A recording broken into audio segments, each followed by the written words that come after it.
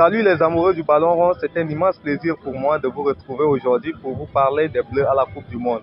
Oui, ça saute sur toutes les lèvres, les Bleus amenés par le tacticien Didier Deschamps sont les plus grands favoris de cette Coupe du Monde.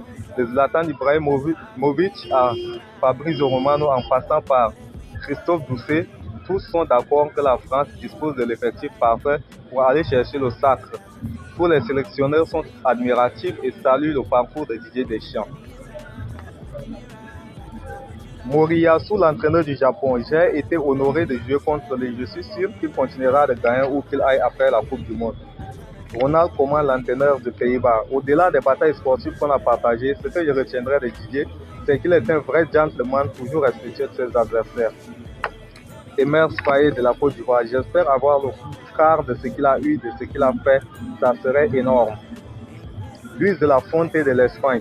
Il a fait preuve d'une connaissance tactique approfondie et excelle dans la préparation des matchs. Il sait gérer un effectif composé de grandes stars en veillant à ce que chacun soit satisfait, heureux et performe au plus haut niveau.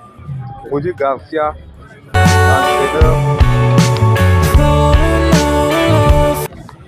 de la Belgique. Pour moi, c'est l'un des meilleurs entraîneurs français de tous les temps. Si ce n'est le meilleur, il mérite une statue pour ce qu'il a fait pour le football français. Et enfin, Mauricio Pochettino, l'entraîneur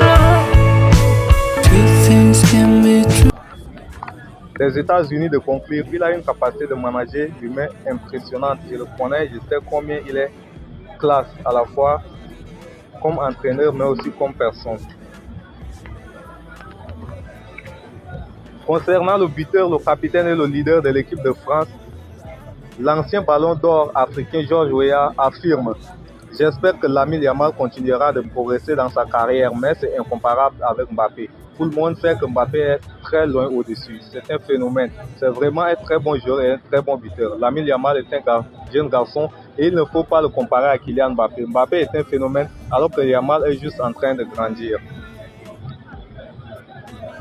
Quant au sociétaire du Bayern Munich, Michael Olise, il est le meilleur passeur décisif de cette Coupe du Monde avec 5 passes décisives. Une saison digne d'un ballon d'or. Il n'est qu'à 3 passes décisives de battre le record sur une saison dans l'histoire.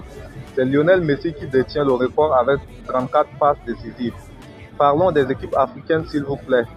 La Côte d'Ivoire a été éliminée par un but à la 86e minute contre la Norvège. La RDC a fait pareil à la 86e minute face à l'Angleterre et le Sénégal pareil à la 86e minute face à la Belgique. Une terrible malédiction. Les équipes africaines détestent la 86e minute. Là-dessus, Donald Trump, président des États-Unis, a lâché une bombe. Quelqu'un à la FIFA m'a dit de ne pas m'inquiéter. L'Afrique ne reste jamais longtemps en Coupe du Monde.